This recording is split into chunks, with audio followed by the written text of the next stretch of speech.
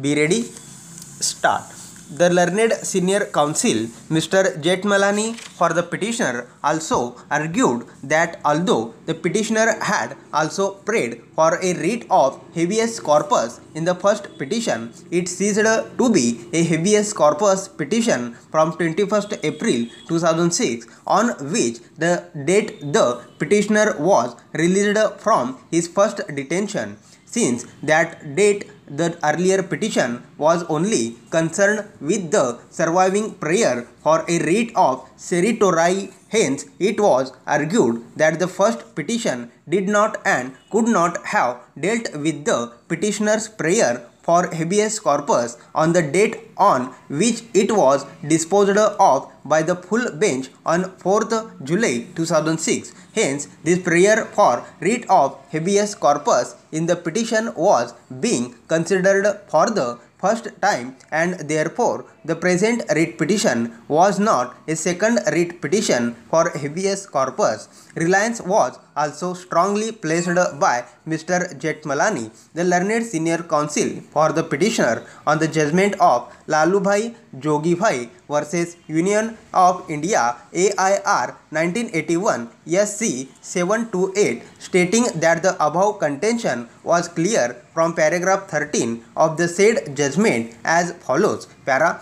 The position that emerged from a survey of the above decisions is that the application of the doctrine of constructive res judicata is confined to civil action and civil proceedings. The principle of public policy is entirely inapplicable to illegal detention and does not bar a subsequent petition for a writ of habeas corpus under Article 32 of the Constitution of India on fresh grounds which were not taken in the earlier petition for the same relief. This principle was also reiterated in the judgment of Supreme Court in Sunit Dutt versus Union of India AIR 1982 SC 53 and Kirit Kumar Chamanlar versus State of Gujarat 1981 to SCG 437. Para. It was contended by Mr. Jethmalani that since 1982 up to 1998, a plethora of decisions of successive division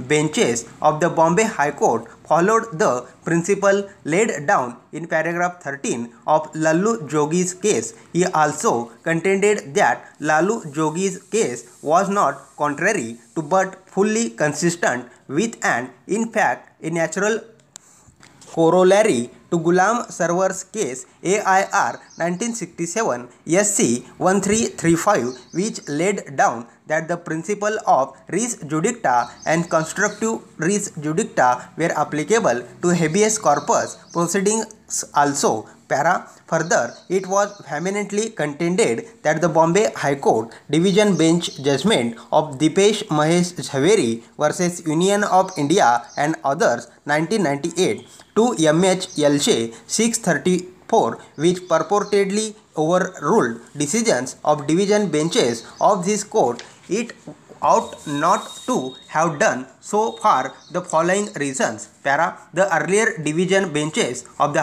Bombay High Court had upheld the principle that a second writ petition under Article 226 of the Constitution of India to challenge illegal detention by a writ of habeas corpus would be allowed.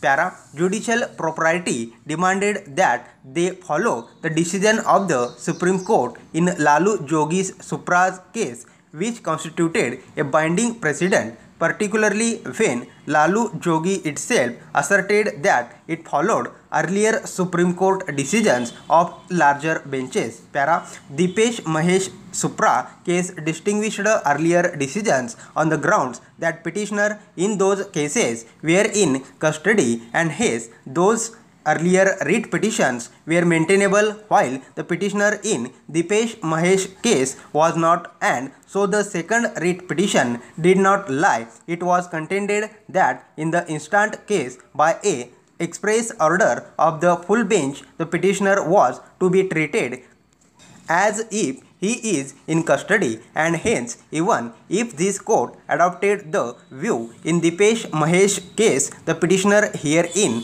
being in deemed custody, the writ petition would still be maintainable. Stop.